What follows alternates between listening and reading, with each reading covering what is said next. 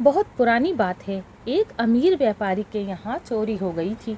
बहुत तलाश करने के बावजूद सामान न मिला और ना ही चोर का पता चला। तब अमीर व्यापारी शहर के काजी के पास पहुँचा और चोरी के बारे में बताया। सब कुछ सुनने के बाद काजी ने व्यापारी के सारे नौकरों और मित्रों को बुलाया। जब सब सामने पहुँच गए तो काजी ने सबको एक एक छड़ी दी।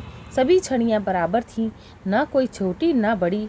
सभी को छड़ी देने के बाद काजी बोला, इन छड़ियों को अब आप सब अपने घर ले जाइए और कल सुबह वापस ले आइए। इन सभी छड़ियों की खासियत ये है कि ये चोर के पास जाकर ये एक उंगली के बराबर अपने आप बढ़ जाती हैं।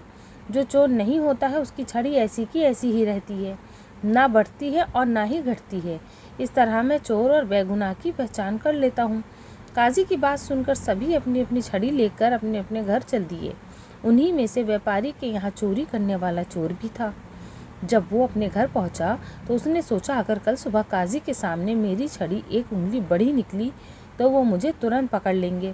फिर न जाने वो सबके सामने कैसी सज़ा दें। इसीलिए क्यों ना इस विचित्र छड़ी को एक उंगली काट दिया जाए ताकि काजी को कुछ भी पता न चले। चोर ये सोचकर बहुत खुश हुआ और फिर उसने तुरंत छड़ी को एक उंगली के बराबर काट दिया।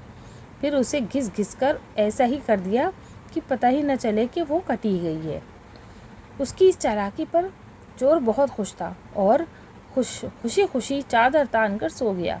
सुबह चोर अपनी छड़ी लेकर खुशी खुशी काजी के यहाँ जा पहुँचा। वहाँ पहले से ही काफ़ी लोग जमा थे। काजी भी एक एक करके छड़ी देखने लगे। जब चोर की छड़ी देखी तो वो एक उंगली छोटी पाई गई। उसने तुरंत चोर को पकड़ लिया और फिर उस व्यापारी का सारा माल निकलवा लिया। चोर को जेल में डाल दिया गया। सभी काजी की इस अनोखी तरकीब की प्रशंसा कर रहे थे।